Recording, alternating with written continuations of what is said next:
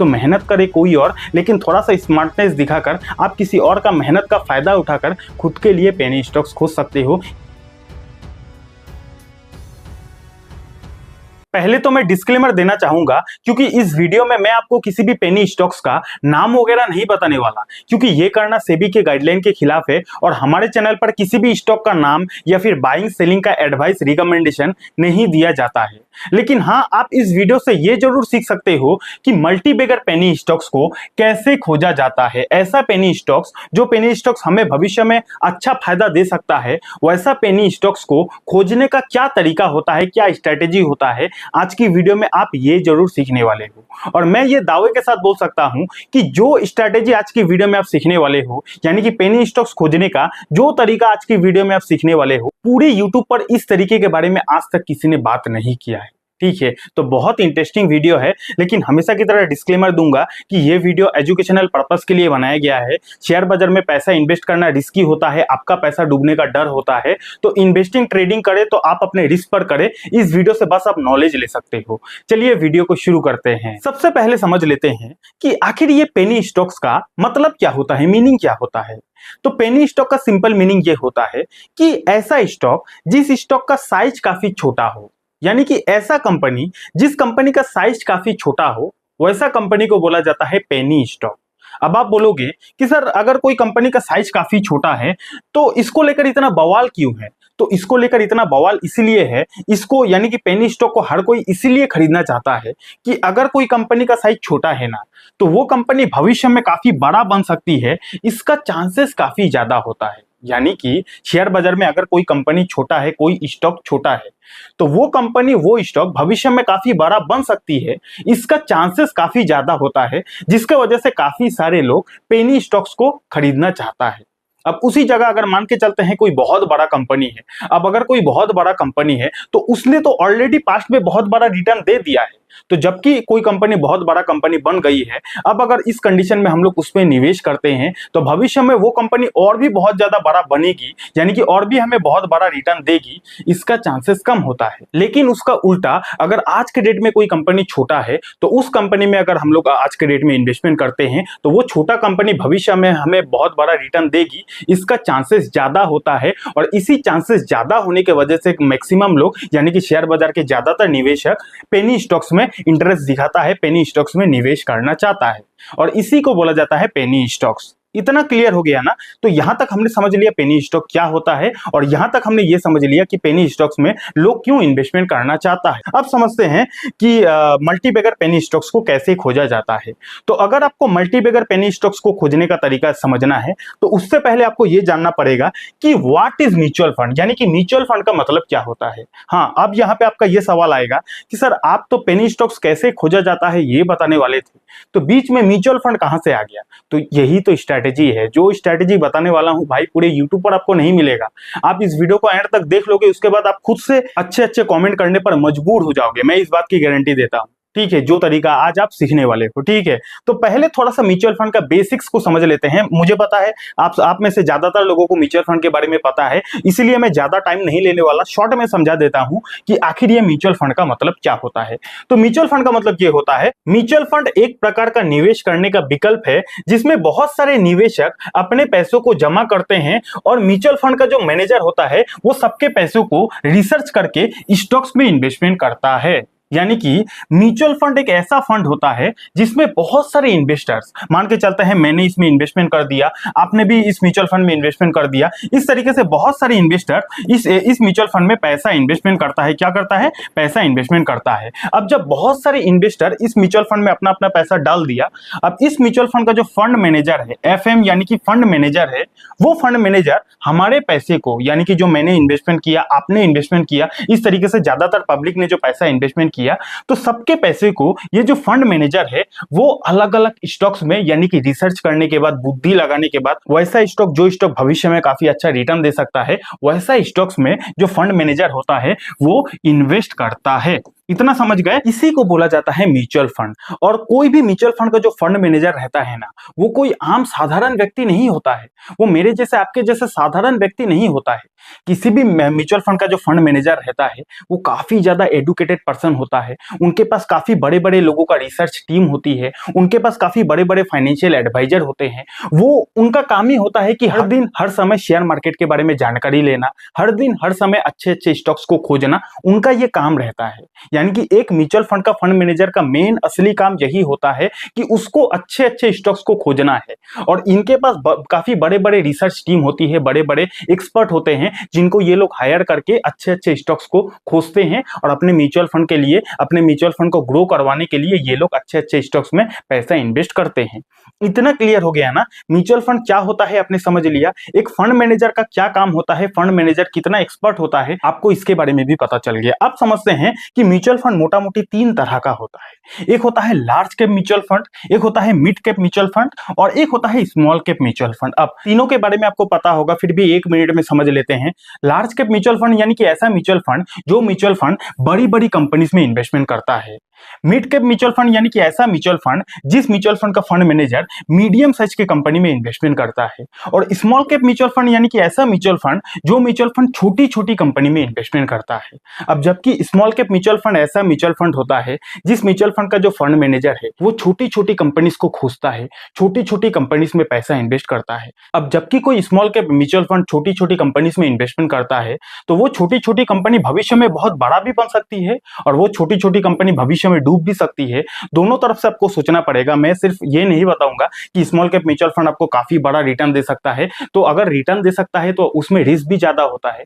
तो दोनों चीज है। लेकिन स्मॉल कैप म्यूचुअल फंड एक ऐसा म्यूचुअल फंड होता है जिसका जो फंड मैनेजर है वो हमेशा छोटी छोटी स्टॉक्स को खोजता है। उस म्यूचुअल फंड का जो फंड मैनेजर है उनके पास जो रिसर्च टीम है, उनके पास जो एक्सपर्ट है, वो हमेशा पेनी स्टॉक्स को खोजता है, उसमें इन्वेस्टमेंट करता है। इतना समझ गए ना? यानी कि अगर आपने यहां तक भी समझ लिया है ना, यहां तक हमने क्या क्या बात किया। सबसे पहले हमने बात किया पेनी स्टॉक क्या होता है, लोग पेनी स्टॉक्स में क्यों इन्वेस्ट करना चाहता है। उसके बाद हमने बात किया म्यूचुअल फंड क्या होता है और म्यूचुअल फंड में फंड मैनेजर का क्या काम होता है और म्यूचुअल फंड कितने तरह का होता है। अगर आपने यहां तक इस वीडियो को पूरा डिसिप्लिन के साथ देख लिया है, अब मैं जो आपको वीडियो में आगे तरीका सिखाने वाला हूं, स्ट्रेटेजी सिखाने वाला हूं कि कैसे पेनी स्टॉक्स को खोजा जाता है, आपके भेजे में एक बार में घुस जाएगा। ठीक है, तो चलिए उस तरीके के बारे में बात करते हैं। लेकिन उससे पहले वीडियो अच्छा लग रहा है तो वीडियो को लाइक कीजिए, कमेंट कीजिए। और अगर आपके पास डीमेट अकाउंट नहीं है तो मैं जिस ब्रोकर को यूज करता हूं, मैंने उसी ब्रोकर का लिंक नीचे डिस्क्रिप्शन पर दे दिया है, वहां से भी आप अपने लिए बिल्कुल फ्री में डीमेट अकाउंट खुलवा सकते हो। अब तरीका क्या है उसको समझो। सबसे पहले आपको गूगल पर जाना है और गूगल पर जाने के बाद आपको सर्च करना है top small cap mutual fund. क्या सर्च करना है? Top small cap mutual fund. अब जैसे ही आप गूगल पर top small cap mutual fund search करोगे तो जो स्मॉल कैप म्यूचुअल फंड काफी टॉप का है, जिसने काफी अच्छा रिटर्न दिया है, जिसका रेपुटेशन काफी अच्छा है, उन सारे top small cap mutual fund का लिस्ट आ जाएगा। अब जबकि लिस्ट आ गया तो आपको ज्यादा नहीं 4 से 5 स्मॉल कैप म्यूचुअल फंड का जो नाम है आपको पेपर पे लिख लेना है। 4 से 5 जो स्मॉल कैप टॉप का म्यूचुअल फंड है, मान के चलते हैं एक आ गया ए नाम का स्मॉल कैप म्यूचुअल फंड, एक बी नाम का small cap mutual fund, C आ गया, डी आ गया, ई आ गया। तो जो top 5 small cap mutual fund आ गया उनका नाम आपको कॉपी पे उतार लेना है। Point number 1। पॉइंट नंबर 2 क्या करना है, अब जबकि ये जो 5 टॉप म्यूचुअल फंड है, 5 top small cap mutual fund है, स्मॉल कैप यानी कि ऐसा फंड जिस फंड ने छोटे छोटे पेनी स्टॉक्स में इन्वेस्टमेंट किया है। अब जबकि छोटे छोटे पेनी स्टॉक्स में इन्वेस्टमेंट किया है और जबकि ये सारा जो फंड है इसने टॉप का फंड है, इसने काफी अच्छा रिटर्न दिया है, तो अगर ये टॉप के म्यूचुअल फंड के होल्डिंग को अगर हम लोग चेक करते हैं तो कहीं ना कहीं हमें काफी सारा स्टॉक्स का लिस्ट मिल सकता है। कहने का मतलब ये है कि मान के चलते हैं ये एक ए नाम का स्मॉल कैप म्यूचुअल फंड है। अब अगर ये ए नाम का म्यूचुअल फंड है, स्मॉल कैप म्यूचुअल फंड है, तो इसने तो अपने अंदर काफी सारा पेनी स्टॉक्स को यानी कि स्मॉल कैप स्टॉक्स को खोजा होगा, इन्वेस्टमेंट किया होगा। उसी तरह ये जो बी नाम का ये जो सी नाम का स्मॉल कैप म्यूचुअल फंड है, इसने अच्छा रिटर्न दिया है। अब जबकि इसने अच्छा रिटर्न दिया है तो इसने भी तो अलग अलग छोटे छोटे पेनी स्टॉक्स और स्मॉल कैप में इन्वेस्टमेंट किया होगा। तो इस तरीके से हमें क्या करना है कि हमें पहले top 5 small cap mutual fund का एक लिस्ट बनानी है। Top 5 mutual fund small cap का हमने लिस्ट बना लिया। उसके बाद उन टॉप 5 म्यूचुअल फंड का होल्डिंग को देखना है। होल्डिंग यानी कि उस म्यूचुअल फंड ने कौन से स्टॉक्स में इन्वेस्टमेंट किया है, उसी को बोला जाता है होल्डिंग। मान के चलते हैं कोई ए नाम का म्यूचुअल फंड है, अब इस म्यूचुअल फंड ने कौन से स्टॉक्स में इन्वेस्टमेंट किया है, इसको आप पब्लिकली देख सकते हो। ये उस म्यूचुअल फंड के डिटेल में जाओगे तो आप देख पाओगे कि उस म्यूचुअल फंड ने कहां कहां इन्वेस्टमेंट किया है, कौन से स्टॉक्स को खरीदा है। तो अगर हम लोग टॉप के 5 म्यूचुअल फंड का होल्डिंग को चेक करते हैं तो वहां से हमें बहुत सारा स्टॉक्स का लिस्ट मिल जाएगा। अब लिस्ट मिल जाएगा तो हमें इन्वेस्टमेंट करना है, इतना भी जल्दबाजी करना सही नहीं है। हमें थोड़ा सा दिमाग लगाना है, हमें थोड़ा सा अपना स्मार्टनेस दिखाना है। कैसे स्मार्टनेस दिखाना है तो इसको और थोड़ा डिटेल में आपको क्लियर कर देता हूं। मान के चलते हैं हमने गूगल पर सर्च किया या फिर कहीं से भी रिसर्च किया, हमें पता चला कि मान के चलते हैं ये एक म्यूचुअल फंड है, स्मॉल कैप म्यूचुअल फंड है, इसने काफी अच्छा रिटर्न दिया है। उसके बाद एक और हमें लिस्ट मिल गया X2 स्मॉल कैप। मैंने यहाँ पे X1 X2 X3 X4 लिखा है, किसी भी म्यूचुअल फंड का नाम तो नहीं ले सकता, तो आप एग्जांपल को ऐसे समझो। मान के चलते हैं ये एक X small cap mutual fund है जिसने अच्छा रिटर्न दिया है, X2 small cap mutual fund है जिसने अच्छा रिटर्न दिया है, उसी तरह X3 एक म्यूचुअल फंड है, अच्छा रिटर्न दिया है, उसी तरह एक और है जिसने अच्छा रिटर्न दिया है। अब 4-5 स्मॉल कैप ने अच्छा रिटर्न दिया है, हमने यहाँ पे पेपर पे लिख लिया। पेपर पे लिखने के बाद हमें क्या देखना है कि जो म्यूचुअल फंड ने अच्छा रिटर्न दिया है उनके होल्डिंग में कौन सा स्टॉक है। अब यहाँ पे मैं स्टॉक का भी नाम नहीं लिख सकता, आपको पता है रूल्स एंड रेगुलेशन है और किसी भी स्टॉक का नाम बताना अलाउ नहीं है। मैं कोई सेबी का पर्सन नहीं हूँ, इसीलिए मैंने एग्जाम्पल देने के लिए स्टॉक जी, स्टॉक सी, स्टॉक पी, इस तरीके से आपको एग्जाम्पल देने के लिए, समझाने के लिए लिखा है। अब मान के चलते हैं ये एक म्यूचुअल फंड है जिसने अच्छा रिटर्न दिया है और इस म्यूचुअल फंड ने ये कुछ स्टॉक में इन्वेस्टमेंट किया है। उसी तरह ये एक स्मॉल कैप म्यूचुअल फंड है, इस म्यूचुअल फंड ने ये कुछ स्टॉक्स में इन्वेस्टमेंट किया है। उसी तरह ये भी एक म्यूचुअल फंड है जिसने ये कुछ स्टॉक में इन्वेस्टमेंट किया है। तो हमने पहले क्या किया, हमने टॉप के म्यूचुअल फंड का लिस्ट निकाला और टॉप के म्यूचुअल फंड का लिस्ट निकालने के बाद उस म्यूचुअल फंड का जो होल्डिंग में स्टॉक्स है, यानी कि उन म्यूचुअल फंड ने कौन से स्टॉक्स में इन्वेस्टमेंट किया है, उन स्टॉक्स का भी नाम हमने लिख लिया। दो काम हमने कर लिया ना, पहले म्यूचुअल फंड का लिस्ट निकाला, दूसरा क्या किया कि उन म्यूचुअल फंड का जो होल्डिंग है, उन म्यूचुअल फंड ने कौन से स्टॉक्स में पैसा इन्वेस्टमेंट किया है, उसका भी लिस्ट हमने लिख लिया है। अब स्ट्रैटेजी क्या है, स्मार्ट स्ट्रैटेजी क्या है, उसको समझते हैं। मान के चलते हैं ऐसा एक स्टॉक है, ऐसा एक पेनी स्टॉक है जिस पेनी स्टॉक को हर एक म्यूचुअल फंड ने अपने होल्डिंग पर रखा है। अब यहाँ पे आप ध्यान से समझिएगा, अगर कोई X म्यूचुअल फंड है, X2 म्यूचुअल फंड है, अगर कोई 4-5 म्यूचुअल फंड है तो हर एक म्यूचुअल फंड सेम स्टॉक को तो नहीं खरीदेगा ना। मान के चलते हैं इसने, जैसे कि X small cap mutual fund है, इसने stock A, stock B, stock C, stock D, stock E खरीदा है। अब अगर इसने ए बी सी डी को खरीदा है तो सेकंड वाला जो म्यूचुअल फंड है वो भी ए बी सी डी को सेम टू सेम तो नहीं खरीदेगा ना, उसका स्ट्रैटेजी अलग होगा, उसका रिसर्च करने का तरीका अलग होगा, उसको कोई अलग स्टॉक पसंद होगा। उसी तरह तीसरा जो म्यूचुअल फंड है उसका भी अलग अलग स्टॉक होगा, उसका भी रिसर्च करने का टेक्निक अलग होगा। तो हर एक म्यूचुअल फंड का जो होल्डिंग है, हर एक म्यूचुअल फंड जो स्टॉक्स को खरीदता है वो अलग अलग होता है। लेकिन कई बार एक या दो ऐसा भी कॉमन स्टॉक होता है जिस कॉमन स्टॉक को हर एक म्यूचुअल फंड खरीदता है।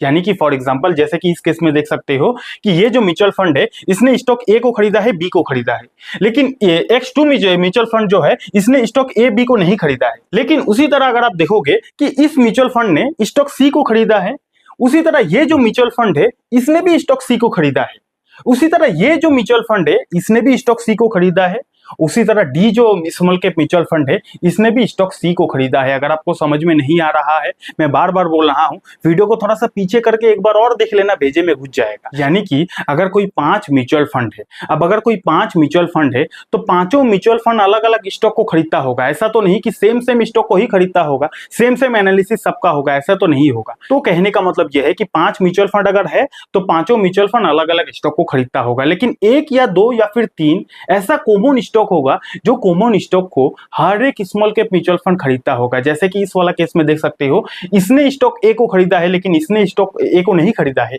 इसने भी नहीं खरीदा है लेकिन इसने जरूर खरीदा है। लेकिन स्टॉक सी एक ऐसा कंपनी है, एक ऐसा स्टॉक है जिसने इस म्यूचुअल फंड को, इस म्यूचुअल फंड ने भी खरीदा है, इस म्यूचुअल फंड ने भी स्टॉक सी को खरीदा है, इसने भी खरीदा है, इसने भी खरीदा है। तो आप जरा दिमाग लगाकर सोचो, एक ऐसा स्टॉक है जिस स्टॉक को हर एक स्मॉल कैप म्यूचुअल फंड ने खरीदा है, यानी कि इस म्यूचुअल फंड का फंड मैनेजर को भी ये लगता है कि ये स्टॉक अच्छा करेगा, इस म्यूचुअल फंड का फंड मैनेजर को भी ये लगता है कि ये स्टॉक अच्छा करेगा, इस म्यूचुअल फंड का फंड मैनेजर को भी लगता है कि ये स्टॉक अच्छा करेगा, और इसको भी लगता है कि ये स्टॉक अच्छा करेगा। तो जब हर एक एक्सपर्ट को, हर एक फंड मैनेजर को ये लग रहा है कि ये स्टॉक अच्छा करेगा, तो आप जरा सोचो कि ये स्टॉक भविष्य में मल्टीबैगर बनेगा, ये स्टॉक हमें भविष्य में काफी अच्छा फायदा देगा, इसका चांसेस कितना ज्यादा हो सकता है।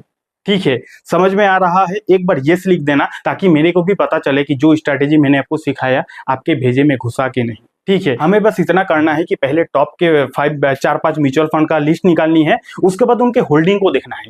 होल्डिंग में देखना है कि ऐसा कोई स्टॉक है जो स्टॉक काफी ज्यादा कॉमन है, यानी कि जिस स्टॉक को हर एक स्मॉल कैप फंड ने इन्वेस्टमेंट किया है। अगर कोई ऐसा स्टॉक है जिस स्टॉक में हर एक म्यूचुअल फंड ने इन्वेस्टमेंट किया है, तो वहां पर कुछ ना कुछ जोरदार धमाका हो सकता है।